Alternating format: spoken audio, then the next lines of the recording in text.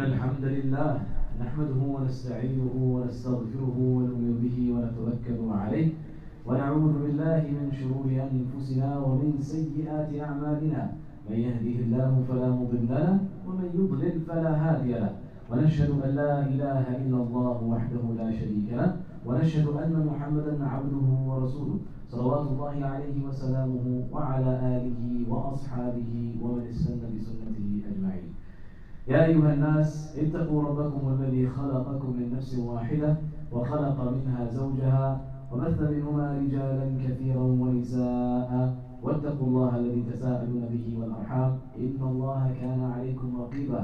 يا أيها الذين آمنوا اتقوا الله وقولوا قولا سديدا يصلح لكم أعمالكم ويغفر لكم ذنوبكم ومن يطع الله ورسوله فقد فاز فوزا عظيما. أما بعد، عباد الله, this is the first Jummah after Ramadan. Allah, I can quit in it, subhanAllah. And mashallah, we're still going strong, right? Mashallah. We're still praying, there's still some Quran, Surah Al-Kahf is still here with us, mashallah. But this may be the only Jummah that we may say this. So inshallah, let's keep up that steadfastness bi'idhnillahi ta'ala. Brothers and sisters, it's important to remember that what was haram in Ramadan is haram outside of Ramadan. What was good in Ramadan is good outside of Ramadan. What made you better in Ramadan will make you better outside of Ramadan. Ramadan is there just to remind us, brothers and sisters, of what is truly important in our lives and what is our priority in our life, which is the ibadah of Allah subhanahu wa ta'ala, seeking Him and beseeching Him, and making Him subhanahu wa ta'ala the priority in the direction of all of our affairs and all of our objectives and our actions. Ramadan, like most things in our deen, it personifies and exemplifies our life as it is. Ramadan comes in just as a small child will come into this world. Ramadan comes in and you enter Ramadan and you're getting used to it, you're checking it out, you're seeing how the fast goes the first couple of days. There is this enthusiasm, everything is new, everything is wonderful, and everything is brilliant. And just like that, a newborn child, as they grow up, and as in their younger years, everything is fantastic, everything is a new experience, and everything is something wonderful to behold. And then we get older, and Ramadan continues, and we get to the middle of Ramadan, where that fervor, that vigor, it slowly dies away, and we get distracted and start doing other things. Instead of reciting the Quran, instead of coming to Taraweeh, instead of doing Tahajjud, we say, no, let me take a couple of days break, let me take this week break, and then when the last 10 nights come, inshallah, I'll work hard. And just like that, in our 20s and our 30s, we think, you know what, let me just focus on the dunya a little bit. You know, I've done a little bit in my youth, and I've done the madrasa and stuff like that, and I've, rocked my head back and forth in reading the Quran with the Ustad.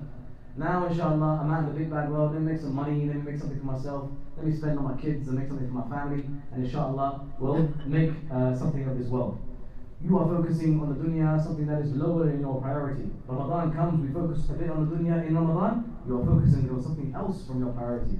And then the last 10 days of Ramadan come, and there is this newfound fervor and vigor in our ibadah, and in our focus, and in our direction towards Allah subhanahu wa ta'ala. And just like that, we come to the end of our lives, we realize that we're about to die, and we're going to meet Allah subhanahu wa ta'ala. And so there's this newfound fervor and vigor in our ibadah. We come to the masjid more often, we are reading the Quran more often.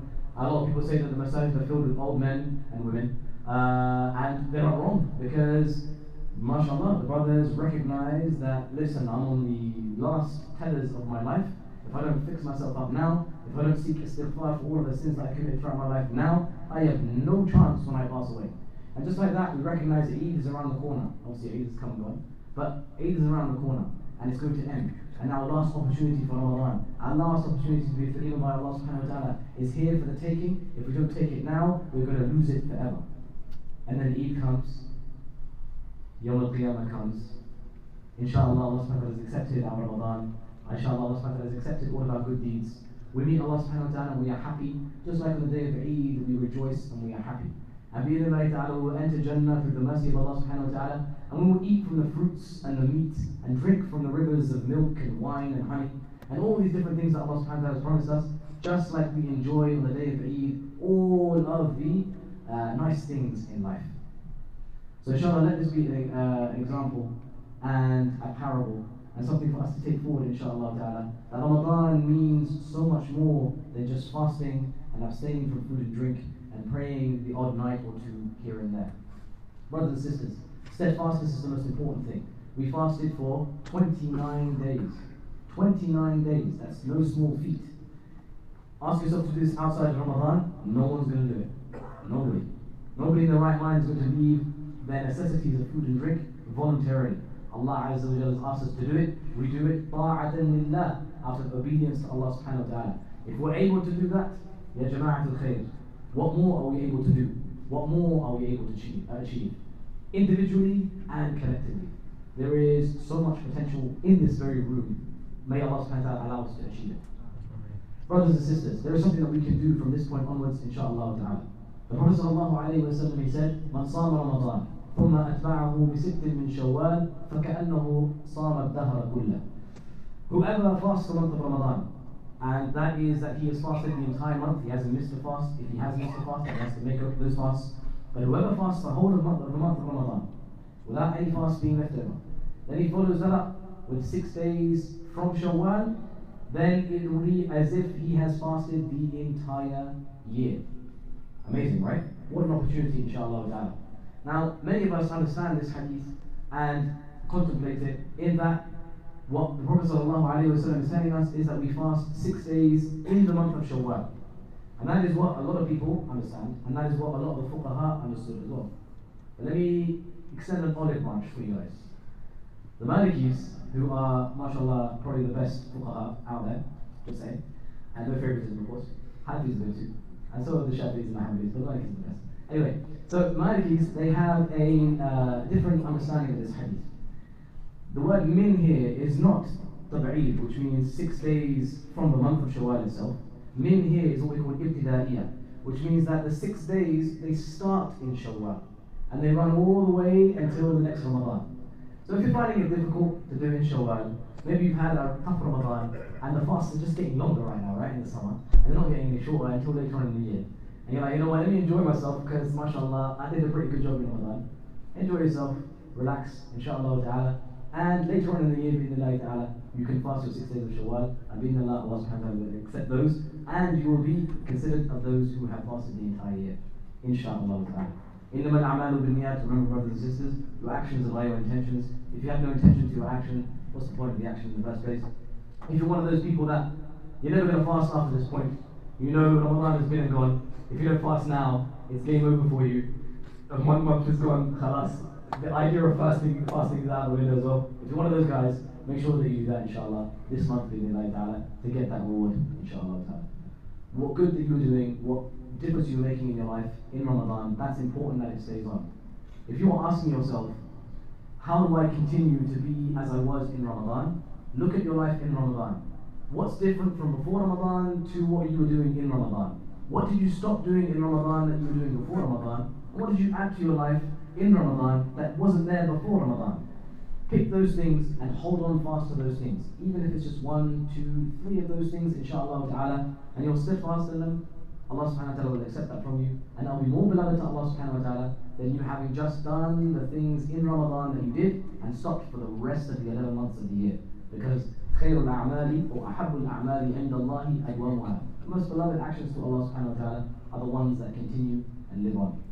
So may Allah subhanahu wa ta'ala grant us all the tawfiq to be able to become better people and to fulfill our steadfastness inshaAllah ta'ala that we were doing in Ramadan, beyond Ramadan.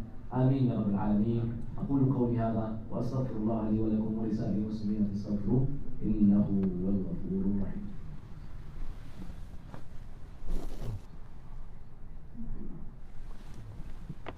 بسم الله والحمد لله والصلاة والسلام على رسول الله وعلى آله وصحبه ومن والاه وبعد.